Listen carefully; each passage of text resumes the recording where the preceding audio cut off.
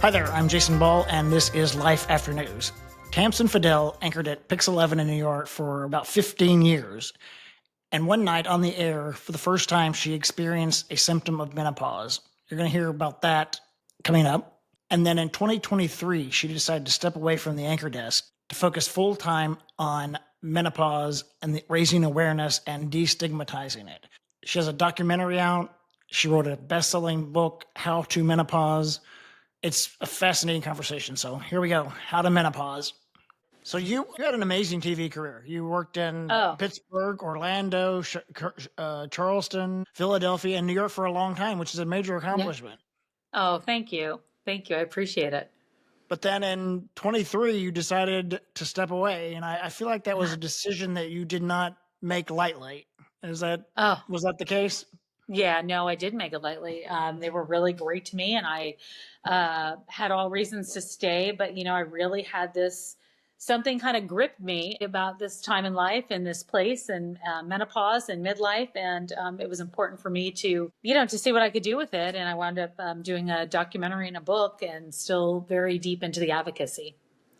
There was something that happened on the air in 2019. Was that your kind of first incident with menopause? Yeah, it was the first time anything that I was aware of anything. I'd been having symptoms all along, but it was November of 2019, and my heart was just kind of racing out of control all of a sudden during a commercial break. And I felt like I was going to fall over, and I had this intense heat pull up from the inside and sweat break out everywhere. And I was escorted off the set to go to the ladies' bathroom, and just went down to the floor to calm my whole body down. And got up like 20 minutes later as if nothing had happened, but shaken, didn't finish the newscast, and wound up going doctor to doctor because I didn't know it had anything to do with menopause at the time. I just didn't know what was wrong. And I wound up with a note in my patient portal about a month and a half later that said, "In menopause, any questions?" And that kind of started me on the journey. Yeah, that was it. That was my big diagnosis.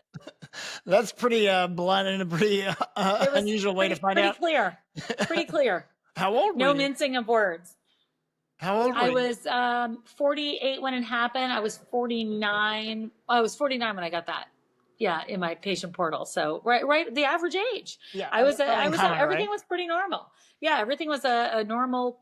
That should have, that was not an abnormal time for that to happen. 51 is the average age, but it was abnormal in the sense that we never talked about it. We didn't do stories about it. We did stories about cholesterol and high blood pressure and weight loss and every diet under the sun and, heart disease and anything else you could name. But we really didn't talk a lot about women's health, in particular midlife health. And so that was one area of it. But the other area of it, the truth is that midlife health and women's health was not ever really a priority in the health system, in the healthcare system. So that got me really curious. Why is that? I think there's a couple of reasons. I think that once women get past those reproductive years, there's been this overarching societal thought that like the best years are behind them and they're not really useful. And not that we would go around saying that in this day and age, but I think that that's where that stemmed from. And there was also a study about 20 plus years ago with the Women's Health Initiative that had some very scary headlines that essentially said estrogen and hormone therapy are dangerous for women and cause breast cancer. And that study that really had like misinterpreted data and headlines wound up scaring women in a big way, scaring doctors in a big way, scaring medical schools in a big way, where this wasn't taught. It just wasn't taught. And so we have a lot of doctors that graduate and have graduated and residents that don't know anything about menopause or this stage in a woman's life. And so it's really alarming and really sad that a lot of women have suffered in silence. We were at that time, 20 years ago, about 20% of the country, women were on hormones. It's gone down to 4% and hasn't gone up since. And that is one of the most effective ways to treat some of the big symptoms of menopause. So in the 2 years that you've been gone now, about 2 years, you've been busy. That's 2 years. Yeah, you've been busy. A little bit. You did the documentary with PBS on menopause, and then you wrote a book as well, right? How did those projects come about? Yeah. While I was actually still at the station, I was like dabbling in, should I do something more with this? Because this is a conversation that we need to have and share. How do we share it? What I know how to do best is ask questions and interview people. And so I kept saying, like, I'm going to do a documentary about this. I've got to do a documentary. I've got to talk about it, even if we put it up on YouTube. Like, I had no high bar for anything. And we had been turned away by a lot of people, my partner and I, and then we wound up partnering with two other women out in Los Angeles who had done documentaries before. And we said, listen, we're just going to put all of our own resources into this and just do it. We had heard things like, there's no real audience for it. It's a niche audience. Nobody wants to watch a film about menopause. What would you even say about that? How much is there to talk about it? So we wound up doing it ourselves. And PBS was gracious enough to air it and been really supportive. And we also took the film and we gave it out to communities that wanted to air the documentary, and has since been seen in over 700 cities in 42 countries now in less than a year. So we're real excited about that. We're excited about the fact that, more and more women are seeing it, putting it into their communities, watching it with their communities. And so that's been amazing. And then the book came about because I had so many questions about, where we are in menopause and how to answer all these things. And I realized it really wasn't about what just happened in the doctor's office. It's really what happened outside of the doctor's office too. It's really a 360 of this season in a woman's life. And so I started writing a proposal and wound up with the publisher picking up the book. And at the time, I don't remember even what it was called. It was like Me, Myself, and Menopause. I don't know what it was. It was some weird title. And then I was like, this is a how-to book, like how to get through this part in life. And I interviewed 42 different experts in various disciplines and areas, including mindset and movement, brain health, and workplace and career. And then the book came out about 2 months ago. So super exciting. I watched several of the clips from the documentaries when it's called The M Factor. The M Factor, yeah. And I thought the most interesting quote was the woman who says, this is the common thread for women. If you have ovaries, you are going to go through menopause. And I thought, that's 50% of the population. Yeah. So yes. There is an audience for this. I think their husbands and their children should be interested in this as well. So it is interesting that it's not, would you say it's a taboo topic, or just something that's people just don't want to talk about or think about their lives at that phase of their lives? I would think it's a couple of things. I think that it's really wrapped up in ageism in a big way. Mm-hmm. And I also think it's a taboo topic. I mean, it's a topic that we've whispered about for a long time. I went to Capitol Hill, and it was the first time that it had ever really been talked about. One of the lawmakers that we were with said, this is the first time we've even talked about it in this building out loud, except in the women's bathroom. Like, that's insane.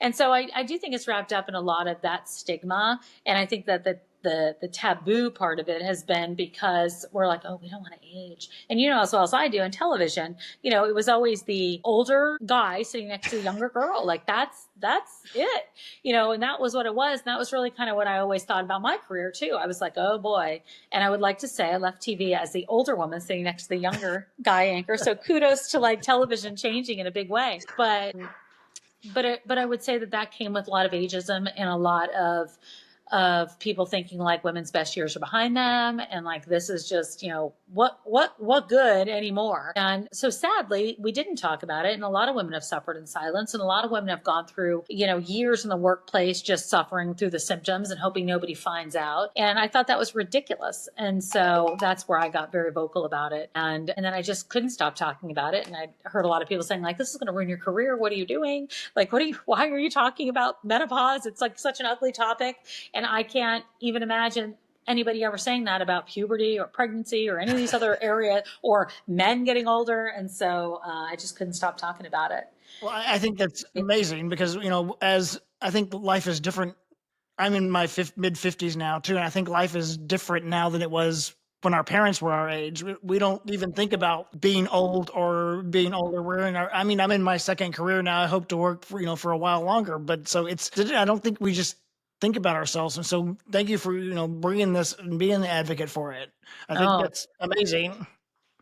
Thank you for being willing to talk about it, because we do need men involved in the conversation, and that's where, when we started it out, it was like a lot of men were not involved or didn't didn't know anything, and it's not their fault. We didn't know. And Mhm. so now I'm seeing more and more of them involved, talking about it, asking questions, coming up to my husband, asking him questions. He's like, wait, I'm not the advocate. She is, but I'm an ally.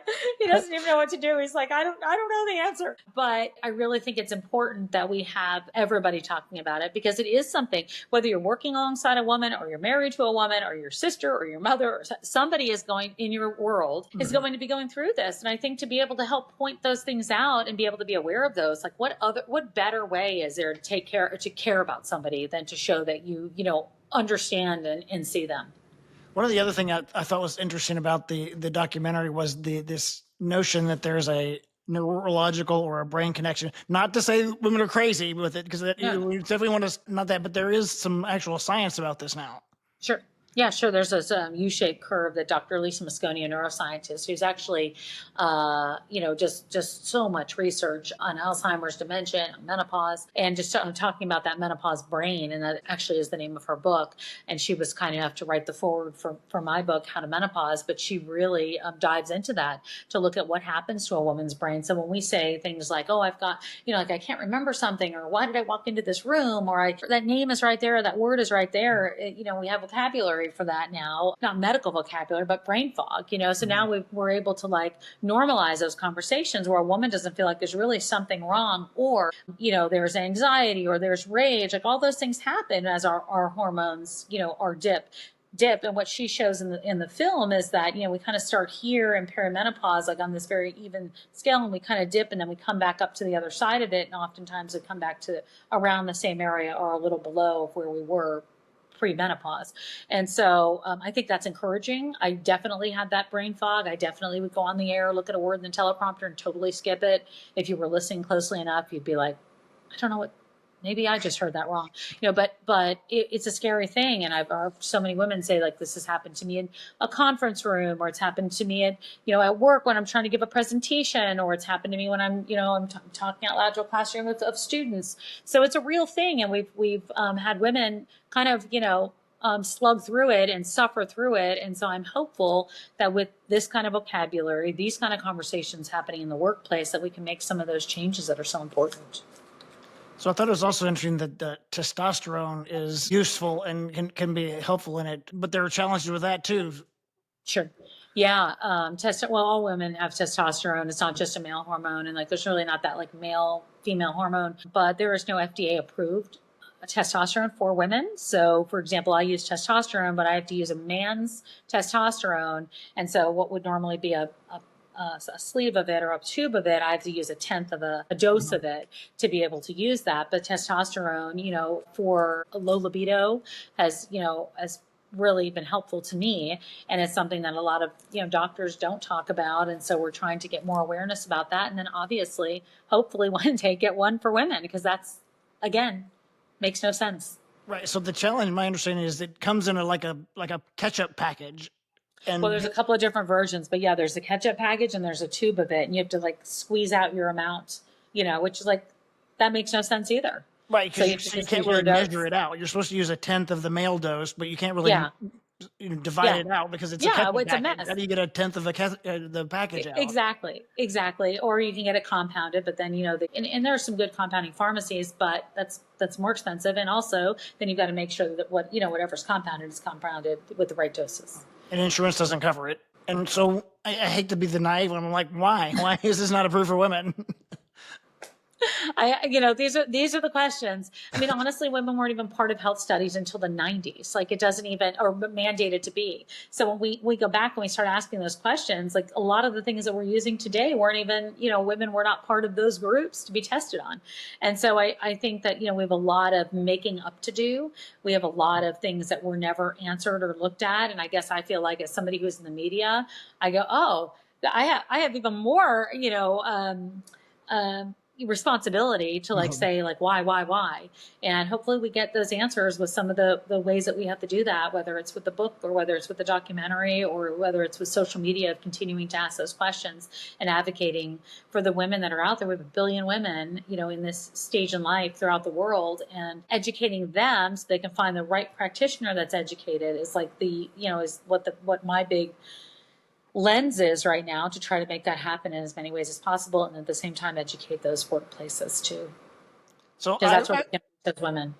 I would say that you're a prolific writer. You've written 4 books, but the first 3 were kind of self-help relationship. Fun books, yeah.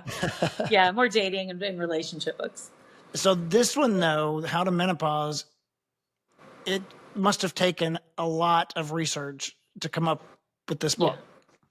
It did. It was about a 2-year process, and it was a lot of interviews, a lot of researching the interviews that I did, a lot of making sure that, anything that we talked about, we had references in the back. So there's like a huge reference section in the back, just if somebody wants to read more about it. And I think what was important for me to do was to make, we have 42 different interviews in the book plus. And then I think what was important for me to do is distill things, right? So I was trying to write it from, I'm not a doctor. I'm a layperson. I'm a regular woman. And so what I wanted to do is make sure if there's a woman that was going through what I was going through during that time, which was tired all the time, working all the time, exhausted all the time, and feeling like just about myself and discouraged, I could pick up this book and be like, okay, what are some of the answers that I can get? And what are some of the takeaways and actionables that I can get? So I put scripts in there to take to your doctor, like not prescriptions, like scripts that you could actually say to your doctor, ways to talk to your partner about, relationships or sex or communicating about menopause. I put in there takeaways for like workouts and for movement and for nutrition, and then talked about a lot about hormones and non-hormonal solutions. I really wanted to make sure it was this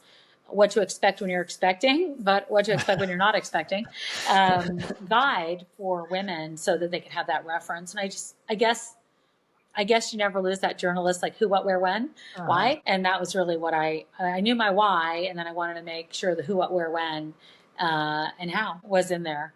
I mean, I didn't know there were 34 recognized symptoms. Do you think most women know that, or was that a huge revelation for your readers? I didn't. There were, there's more than that actually now. I mean, those are like the big hallmark ones. But I don't think so, because we've always made jokes about hot flashes and haha, she's crazy. And unfortunately, that's kind of been the narrative. And so I think that, putting those in there, it's funny, I went around, and had guys during the book tour read that chapter. And I was like, hey, can you name the symptoms of menopause? And they'd be like, hot flashes, whatever. And then I'd have them read these and they're like, oh my gosh. So, but no, we didn't know it. So they certainly don't know it. And I think that would really quell some of the fears that happened during this time. Like, I didn't know if I was dealing with dementia or what I was dealing with when I couldn't remember things and would be nervous on television or wasn't really sure how to finish a sentence, or why I was gaining weight, or why I couldn't sleep, or why I was anxious all the time. And if we could help women identify that stage in life, because that's going to be 4 to 7 to 10 years before you hit menopause, how much better would we feel about ourselves and about how to go and seek some help or relief? And that was really my goal in it, so that we don't have women of the next generations going in and being like, I didn't know, I thought I was going crazy. I don't want you to feel like you're going crazy. I want you to feel like you have some answers going into this. And so you can feel good about just being. So a lot of it's demystifying, but it's way more than that. You didn't just talk to doctors, you talked to sleep therapists, relationship experts and I love what you said. I feel like you're empowering women with the words to use to articulate what they're going through better. Because I don't think everyone, being news people, we're a little better at articulating our thoughts and our experiences, but I think not everyone has that. And so you're really helping do that with the book, right? Thank you. Yeah, I wanted to, because I don't think it's very easy to walk into a doctor and be like, hey, I want you to know that I read this and here's all the things that you should do. Like I never had that confidence to do that at a doctor. I felt very intimidated. I'd be like, could you just tell me what to do? And that would be it. And I realized, like, these doctors, many doctors, look, there's some brilliant doctors out there that really understand this space and are really studying it and really paying attention to it. But we're all on a learning curve right now to understand and be clear there's still a lot of different questions. And so I wanted women to at least have some confidence to walk up there and say, like, hey, if you're not willing to have a conversation with me about perimenopause or menopause, or whether or not hormones or non-hormones are my option, then I need to find another doctor. And that's not easy. That is not easy time-wise. It's not easy money-wise. It's certainly not easy in terms of just finding a doctor, because some doctors have a waiting list of 6 months. But I wanted women to have that confidence to be able to do that, And then also the resources to be able to find somebody, whether it's not a doctor in your hometown, maybe telehealth is an option for you, or maybe you find out that hormone therapy is not something you could do. So what are your other options? So I do think it's a way for women at least to walk away with something. It's like, okay, I can put this into action right now. I don't have to wait till I make my doctor's appointment. But in the meantime, once I do that, I have some other solutions. So it's not necessarily one solution fits all. Is that my understanding? Yeah. Yeah. No, I wish. I wish there was a magic pill. And it was always my warning. If someone tells you there is, there's not.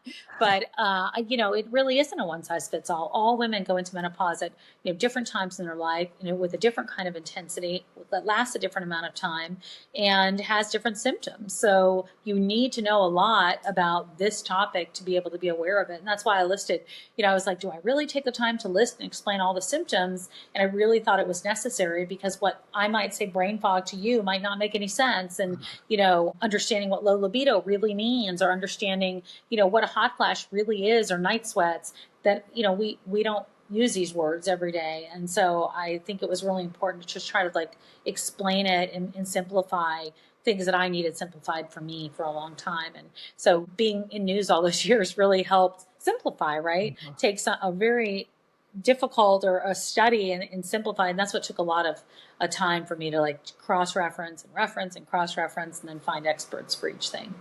Would you say this is the most important work you've done in your life or your career? Yeah, I think it's the biggest story I've ever tackled, for sure. And it's a personal story too, which makes it even more interesting. It is. It is, and I lost my mom at a young age. I was 20 and she was 51. And I don't even know she died of breast cancer. So I make the assumption that she went into a medical menopause, but I never had her to talk about this too. And I think about the young women who might not have their mothers, or their mothers didn't talk to them about it. And so I think that's why it makes it so much more personal for me. It's just kind of another layer of it being personal. And yeah, I think it's nothing I thought I was going to be doing, that's for sure. I didn't know what I figured I'd be in news forever. It was definitely nothing I ever saw coming. Yeah. Well, that's great. It's great. So I feel like the book process is like the research, the actual writing, the actual getting it published, and now it's published and out there, and that's got to be a whole different experience. So how's the reception been so far? It's good. I've talked to a lot of women. We went on a 10-city book tour, which was really exciting, all over the country, and got to speak with roomfuls of women and answer questions and just hear stories. And so that's always, that's amazing. That's amazing. That's my favorite part. And we hit the New York Times, so that was really exciting. And just, I don't know, it's been amazing to see the reception of the conversation, right? So it's one thing for someone to read the book. It's another thing for them to sit in a room and talk about it out loud. So that's when I know it's really taking root, is to being able to verbalize things or ask questions in a room, and the things that we didn't see 5 years ago. And so I get real excited about that with the book and the documentary. And I'm hopeful. I'm seeing the book being translated in different languages. I'm seeing it in different countries right now. And so it's exciting. And, every once in a while I get these notes that just very much touch me. And so I'm grateful with when women get help, or that they've shared it with a doctor, or their doctors picked it up. So it's been really remarkable. That's got to be the best feeling though, when you feel like you actually helped someone. Yeah, because I know what it was like once I started feeling different and started feeling like, oh, hey, I'm back again. And so I know what that feeling is like, and it's like you can't even believe, you never thought that was going to happen again. You never thought you were going to feel that way again. And so I know what that feeling is like. And so yeah, I get really excited about it because I really understand it personally. That's great. Did that lead to the Tamsen Fadal show, your podcast? It did. I did so many interviews and I had missed it. I love doing interviews. And so I was like, well, what am I going to do when I don't have any more interviews left for the book? Because we did so many. The publisher's like, okay, we did so many interviews. And they were so gracious. I'm like, one more chapter, just one more chapter. But yeah, so that led to the Tamsen show. And so we're taking a lot of the experts that are in the book and expanding those interviews, and a lot of new voices too, which I'm real excited about. We started out of the gate with Halle Berry, and she shared her menopause story. So that was super exciting. We've got a lot of the experts in different areas, whether it's talking about mindset or stress or belly fat or GLP-1s, a big conversation right now. GLP-1s like Ozempic and all the different weight loss drugs, because in many cases, women are taking hormone therapy and those drugs. So we're having a lot of good conversation, understanding breast cancer, through all of this, and just some of the different fears women have had. And so brain health. So I'm real excited about it. I really love it. Yeah. You can't take that part out of me. The journalist part never goes too far. Never goes too far. That's why I'm doing this. After 4 years, I'm like, I know. got to do something. I got to get back into talking to people, and particularly news people. I don't know about you, but I miss news people more than Yeah. anything. Just the conversations we have and how we can dive deep on any subject and do Yeah. quick studies and learn on it. But I mean, you've taken a really deep dive on this. I'm quite So deeper. impressed on the work you've been doing. Thank you. I really appreciate you recognizing it and being willing to talk about it. It's exciting. Yeah, I can't wait. I think we have a lot more work to do. We have a lot more work to do when it comes to legislation, to research dollars, to funding, and to workplace. So I think that those are some big areas we've got to tackle. Awesome. So, what advice would you give to someone who's thinking about pivoting their career, whether it's a news person or anything else? I think those days of getting your job when you're 18 and staying in that job were kind of over. So, Yeah. what advice would you give to someone who's thinking about pivoting or wanting to pivot or got pivoted? There are lots of layoffs these days too. Gosh, I think that the one thing is like I could have never written this out, no matter, I'm the big like, oh, I got to make a list and a plan. If I could never have listed and planned this out, so I really did have to learn how to roll with the punches, which is not really easy for a news person because we have like a plan to get to the end. And so I did really learn to do that. I think I would say I really lean on a network and really lean on a community. And even if you feel like you don't have that community, I don't care if you make a list of 5 people every day that you're going to reach out to, have a goal like that. I think that's made a huge difference for me. I think that it's been eye-opening to see what a community will do and how to surround yourself with that. And then I would say not to be afraid of the no. Like I wake up every day fearful, but I'm not afraid of being told no. And that's different. And I didn't understand the big difference for that. That is really good advice, because I even sometimes I'm like, should I ask this person? Should I not ask this person? I don't know. I don't care. I just ask.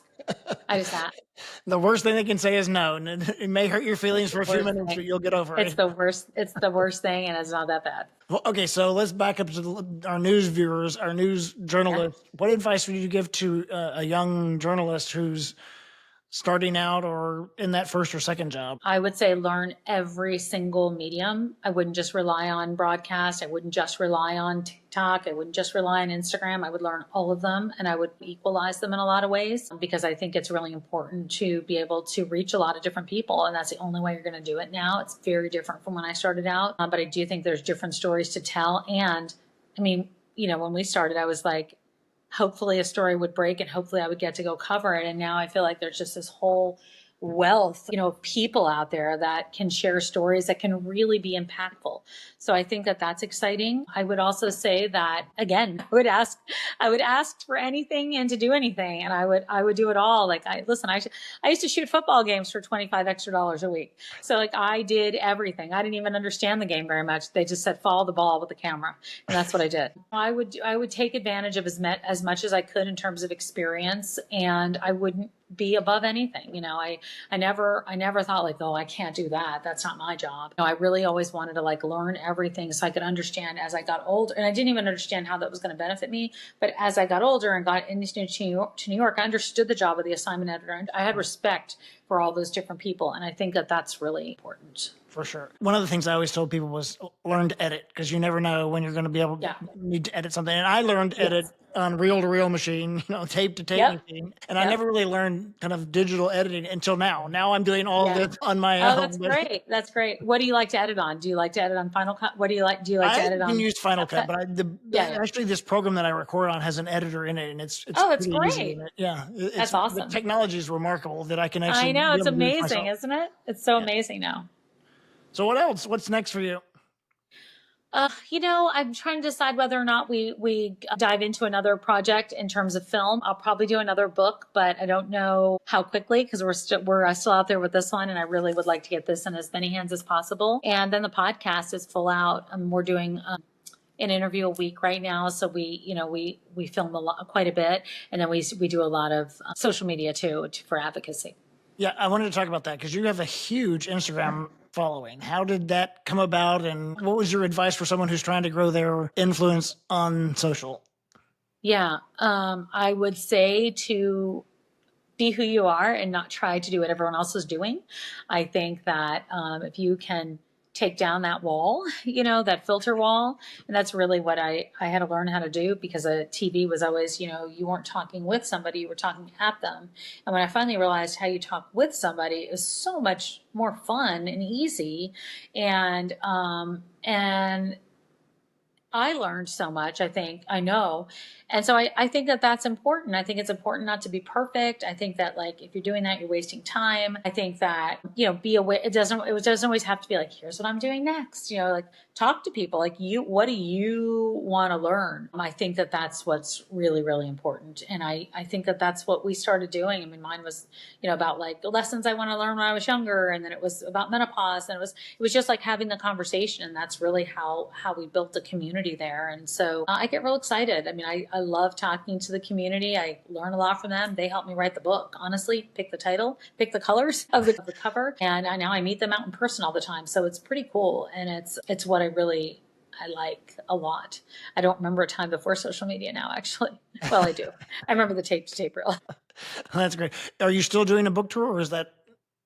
I just wrapped Los Angeles, and then the next one I think we're going to be doing is an international book tour, but we're still going around to different places and speaking. That was just kind of like the first leg of the tour. I have a couple of different events coming up. I have one in Seattle coming up, another one in LA, and a couple in New York coming up. So what's the best way for people to stay in touch with the Instagram or your website, or both? Yeah, both are great. Instagram, Tamsen Fadal, website, Tamsen Fadal, or howtomenopause.com. We have a ton of like free resources there too. So if people are looking for free resources, we always have them there available to download. I think How to Menopause is a great title too, because it grabs your attention, but it makes you think a little bit too. Thank you. Yeah, we've had a good time with it. We've had definitely a good time with it.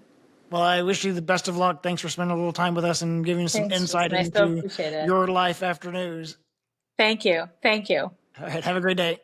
Okay. If you want to learn more about Tamsen and her journey and her advocacy work with menopause, you can find it on her website, tamsenfadal.com. It's TAMSENFADAL.com. Links in the show notes. On the next episode of Life After News, we have an interview with another New York journalist, Andrea Klein-Thomas. She took hold of her career and decided that she needed to do something besides the day-to-day reporting. And she recreated herself, and you're going to learn how she did it. But what she's doing now is even cooler.